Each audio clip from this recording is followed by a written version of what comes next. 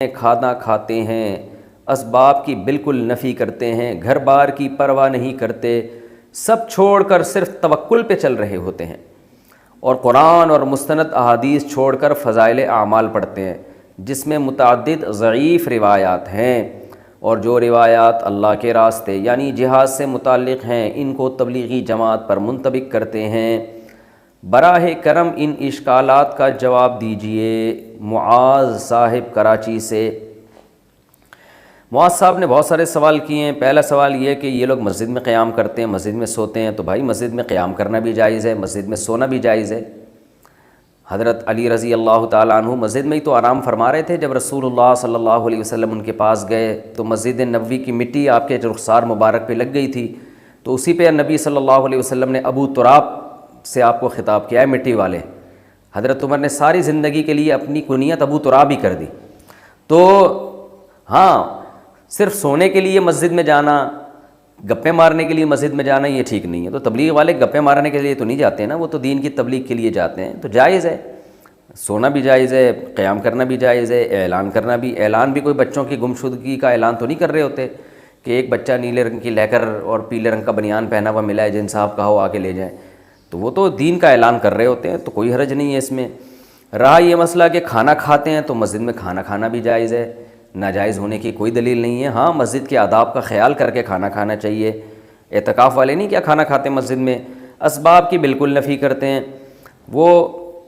اچھا، یہ کہتے ہیں اسباب کی نفی کرتے ہیں، یہ اللہ سے ہوتا ہے، اللہ کے علاوہ سے نہیں ہوتا۔ تو یاد رکھیں، تبلیغ والے جب یہ کہتے ہیں نا اللہ کے علاوہ سے نہیں ہوتا، تو اس کا مطلب یہ ہوتا ہے کہ اصل کرنے والا اللہ ہے۔ وہ یہ نہیں کہتے کہ اسباب اختیار نہ کرو، اسباب اختیار تو کرتے ہیں، تبلیغ والے بھی تو اسباب اختیار کرتے ہیں۔ رائے میں ڈاکٹر بھی بیٹھے ہوئے ہوتے ہیں، کوئی بیمار ہو جائے گا تو ڈاکٹر اس کا علاج کریں گے، سیکیورٹی کا انتظام بھی ہوتا ہے، پانی کا ٹینک بھی ہوتا ہے۔ اگر وہ اسباب کی بالکل نفی کر رہے ہوتے تو وہ کہتے کہ نہ ہمیں پانی کی ضرورت، نہ واش روم کی ضرورت، بیت الخلاء بھی اللہ کرا دے گا، اور جناب وضو بھی اللہ کرا دے گا، پانی کی ضرورت نہیں ہے، اور باہر جو ہوٹل بنے ہوتے ہیں کھانے کے ان کو بھی اڑا دیتے کہ چلو یہاں سے جاؤ، یہ سارے لوگ اللہ سے مانگیں گے، آسمان سے دسترخوان اترے گا۔ تو ہر چیز کا ایک مطلب ہوتا ہے۔ تبلیغ والے جب یہ کہتے ہیں کہ اللہ سے ہوتا ہے، اللہ کے علاوہ سے نہیں ہوتا، اس کا مطلب یہ ہے کہ اللہ کے علاوہ سے جو ہوتا ہوا نظر آ رہا ہے اس میں بھی کرنے والی ذات اللہ کی ہے، تو اس لیے اصل نظر اللہ پہ رکھو، اسباب اختیار کرو، مگر دل میں یہ عقیدہ رکھو کہ ان اسباب میں جان اللہ ڈالے گا، اللہ نہیں چاہے گا تو پوری دنیا کے بھی اسباب اختیار کر لیں کچھ نہیں ہوگا۔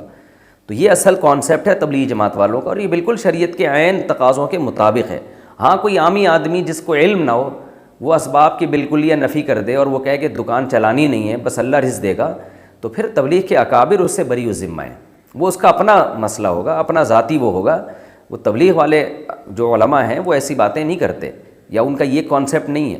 تو اسباب سے ہونے کا مطلب کیا ہے کہ یعنی اسباب سے نہ ہونے کا مطلب یہی ہے کہ جیسے وہ ایک مثال بھی دیتے ہیں نا کہ آگ کا کام ہے جلانا، لیکن ابراہیم علیہ السلام کو آگ میں ڈالا گیا تو آگ نے نہیں جلایا، اس سے پتہ چلتا ہے جلاتا اصل تو اللہ ہے۔ اب اس سے تبلیغ والے کبھی یہ ترغیب نہیں دیتے کہ آپ بھی آگوں میں چھلانگ لگایا کرو، یا چولہا گھر میں جل رہا ہو تو چائے کا برتن رکھنے کے بجائے دودھ اور پتی کھا کے خود اس چولہے پہ بیٹھ جایا کرو تو اللہ اپنی مرضی سے تمہیں بچا لے گا، تو کبھی بھی نہیں ایسا کہتے بھائی آگ سے دور بھاگو۔ تو اس کو سمجھنا چاہیے کہ وہ کیا، وہ ذہن بناتے ہیں کہ اللہ پہ اعتماد کرو، اللہ پہ توکل کرو، اسباب اختیار کرو، مگر نظر کس پہ رکھو، اللہ پہ، یہ مقصد ہوتا ہے اس کا۔ اور یہ جو آپ نے بات کی ہے کہ جی وہ یہ کہتے ہیں گھر بار کی پرواہ نہیں کرتے، یہ بھی غلط ہے، کہتے ہیں سب چھوڑ کر صرف توکل پہ چل رہے ہوتے ہیں۔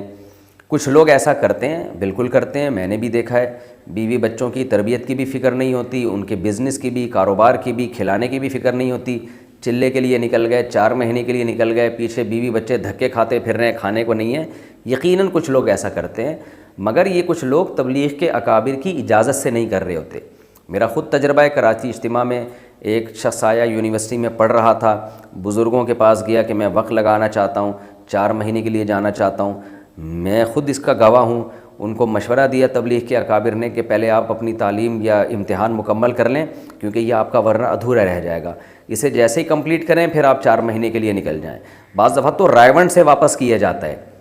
پھر یہ بھی پوچھا جاتا ہے کہ وہ اگر بتائے نا کہ میرے گھر میں کوئی کھانے کا ذریعہ نہیں ہے، آمدن کا ذریعہ نہیں، بس میں اللہ توکل نکل رہا ہوں، تبلیغی اکابر کبھی بھی اس کو نہیں جانے دیتے۔ تو اگر کوئی جا رہا ہے تو وہ خود سے کر رہا ہے یہ کام، آپ اس کو تبلیغ کے کھاتے میں نہیں ڈال سکتے۔ اچھا بھائی، اور یہ جو کہہ رہے ہیں کہ قرآن اور مستند احادیث کو چھوڑ کر فضائل اعمال پڑھتے ہیں جس میں متعدد ضعیف روایات ہیں، یہ بات بھی غلط ہے۔ فضائل اعمال میں زیادہ تر احادیث صحیح ہیں، ضعیف حدیثیں کم ہیں، اور جو ضعیف حدیثیں ہیں بھی تو وہ مسائل کے بارے میں نہیں ہیں، وہ فضائل کے بارے میں ہیں۔ بہت بڑے بڑے علماء محدثین گزرے ہیں جن کا یہ کانسیپٹ تھا کہ ایک عمل کی فضیلت اگر صحیح حدیث سے ثابت ہو تو اس کی فضیلت کو چار چاند لگانے کے لیے ضعیف حدیث پیش کی جا سکتی ہے۔ یہ تو بہت زیادہ ہے، تبھی حدیث کی کتابوں میں صحیح حدیث کے ساتھ ضعیف حدیثیں بھی بھری ہوئی ہیں۔ تو وجہ اس کی یہی ہے کہ بھئی اس سے کوئی شرعی مسئلہ ثابت نہیں ہو رہا، فضائل اعمال مسائل کی کتاب تو ہے نہیں۔ تو یہ ان کا کانسیپٹ تھا کہ بھئی ایک چیز جیسے نماز کی فضیلت پر صحیح حدیثیں بہت ہیں، وہ صحیح حدیثیں بھی فضائل اعمال میں ہوں گی، کچھ ضعیف حدیثیں بھی ہوں گی، لیکن وہ ضعیف حدیثیں اسی صحیح حدیث کی تائید کر رہی ہوتی ہیں۔ تو اس لیے یہ ایک نعرہ پوری دنیا میں خام خواہ میں پھیلا دیا گیا ہے کہ فضائل اعمال میں من گھڑت قصے ہیں، فضائل اعمال میں ضعیف روایتیں ہیں۔ ایسا نہیں ہے، ضعیف روایتیں بھی ہیں لیکن بہت ساری صحیح روایتیں بھی ہیں، اور ان سے جو مضمون ثابت ہو رہا ہے وہ شریعت کے مطابق ہے۔ ہاں کچھ جگہیں ایسی ہیں جہاں مسائل ہیں اور اس میں ضعیف حدیث ہے، تو وہ غلط بات ہے، وہ پھر آپ علماء سے پوچھیں گے تو علماء آپ کو بتا دیں گے۔ تو ایسے تو دنیا میں کوئی بھی کتاب ایسی نہیں ہے جو نقص سے پاک ہو، صرف اللہ کی کتاب قرآن ہے جس میں کوئی عیب نہیں ہے، وہ ہر قسم کے نقص سے پاک ہے۔ باقی تو دنیا میں ہر کتاب میں کچھ نہ کچھ سقم پایا جاتا ہے، کوئی بھی کتاب لیں گے کچھ نہ کچھ سقم ہوگا اس کے اندر، تو اس لیے اس کو بیان کرنے میں کوئی حرج نہیں ہے۔ اب تک تبلیغی جماعت فضائل اعمال ہی پہ چل رہی ہے، تو ہم نے نہیں دیکھا تبلیغ والوں کے عقیدے خراب ہوئے ہوں، بلکہ تبلیغ والے جتنے توحید پرست ہوتے ہیں اتنے تو ہمیں دوسروں میں توحید نظر نہیں آتی۔ کبھی نہ قبروں پہ جاتے ہوئے دیکھیں گے آپ، نہ کبھی کسی قبر سے مانگتے ہوئے دیکھیں گے، اللہ پہ اعتماد اور توکل کرتے ہیں، تو یہ تو سارا فضائل اعمال کا نتیجہ ہے۔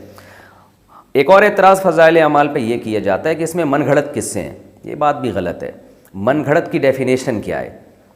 من گھڑت کا مطلب یہ ہے کہ شیخ الحدیث مولانا زکریا رحمۃ اللہ علیہ اپنی طرف سے کوئی قصہ سنا دیں جو انہوں نے نہ خود اپنی آنکھوں سے دیکھا ہو اور نہ اس کی ان کے پاس کوئی سند ہو، اس کو من گھڑت کہتے ہیں۔ آپ نے کوئی قصہ سنایا، لوگ پوچھیں گے بھائی یہ قصہ من گھڑت ہے، آپ کہیں گے کیوں؟ وہ کہتے ہیں آپ نے دیکھا اپنی آنکھوں سے، آپ کہیں نہیں نہ میں نے تو دیکھا بھی نہیں، پھر کسی مستند آدمی سے سنا نہیں جی، پھر ہم کہہ سکتے ہیں بھئی یہ من گھڑت ہے۔ لیکن آپ نے ایک واقعہ سنایا، اگلا کہہ رہا ہے من گھڑت ہے، آپ دلیل دے رہے ہو بھائی میں نے خود اپنی آنکھوں سے دیکھا ہے، تو اب من گھڑت کہاں سے ہو گیا؟ یا کسی قابل اعتماد آدمی کا حوالہ دیا کہ اس نے یہ واقعہ بیان کیا ہے، تو اب من گھڑت نہیں رہا۔ تو فضائل اعمال میں جتنے بھی کرامت کے واقعات ہیں، جتنے بھی اس طرح کے واقعات ہیں جو محیر العقول ہیں، وہ کرامت کے واقعات ہیں، تو فضائل اعمال میں نے جس کتاب سے لیا ہوتا ہے اس کتاب کا حوالہ دیا ہوتا ہے، اور وہ کتاب کے مصنف بڑے بڑے محدثین، بڑے بڑے مورخین ہیں، تو قابل اعتماد لوگوں کے حوالوں کے ساتھ وہ واقعات لکھے ہوئے ہیں، تو ان کو من گھڑت کس بیس پہ کہہ دیا آپ نے؟ تو اس لیے یہ الزام برائے الزام ہے، اس کی کوئی حقیقت نہیں ہے۔ ہاں یہ ضرور ہے کہ ویسے ہم چھوٹا منہ بڑی بات کرتے ہوئے کہ ہماری کیا حیثیت ہے، لیکن ہم میں کیا بعض بڑے علماء بھی ہم نے دیکھے ہیں، وہ تبلیغ کے اکابر کو ایک مشورہ دیتے ہیں کہ بھائی اب چونکہ کام پوری دنیا میں بہت زیادہ پھیل گیا ہے، بہت زیادہ پھیل گیا ہے،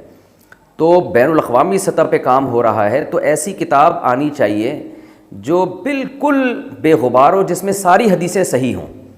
اس میں ضعیف، کیونکہ جیسے جیسے کام بڑھتا ہے نا اس کا معیار بھی اسی حساب سے بڑھانا پڑتا ہے آپ کو۔ تو اس لیے ہمارا ایک مشورہ ہے کہ ریاض الصالحین ہونی چاہیے، کیونکہ ریاض الصالحین میں A to Z ساری حدیثیں صحیح ہیں، الا یہ کہ ایک آدھ روایت پر اس کے کلام کیا گیا ہے، لیکن وہ بھی کوئی یقینی طور پہ کلام نہیں ہے۔ تو اس لیے ریاض الصالحین جیسے کہ عربوں میں جماعت میں جو عرب لوگ نکلتے ہیں ان کے لیے ریاض الصالحین ہے، تو ریاض الصالحین ہوگی تو وہ اس سے کام زیادہ بڑھے گا۔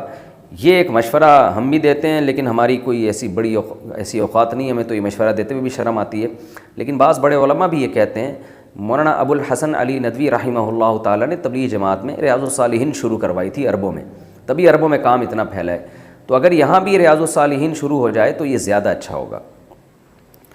رہا یہ مسئلہ کہ جہاد والی روایتوں کو تبلیغ والے تبلیغ پہ فٹ کرتے ہیں، تو دیکھیں جہاد والی روایتوں کو جو تبلیغ والے تبلیغ پہ فٹ کرتے ہیں، تو اس طور پر اگر کوئی جہاد کی روایتوں کو فٹ کرے کہ جہاد کا جو 100% ثواب ہے وہ پورا پورا تبلیغ میں نکلے گا، پھر تو یہ بات غلط ہے۔ لیکن اگر کوئی اس طور پر منطبق کرتا ہے کہ جہاد میں اور تبلیغ میں قدر مشترک کیا ہے کہ مجاہد بھی اپنا گھر بار چھوڑ کر اللہ کے دین کی مدد کے لیے نکلتا ہے، اور جو تبلیغ میں نکلے یا دینی مدرسے میں علم حاصل کرنے کے لیے نکلے وہ بھی اللہ کے راستے میں ہوتا ہے، تو ایک نیک شگون کے طور پر یہ فضیلت لی جائے کہ بھائی دونوں کا مقصد تبلیغ ہے، تو جہاد کی کچھ آیتیں ایسی ہیں جو تبلیغ پہ فٹ ہوتی ہیں۔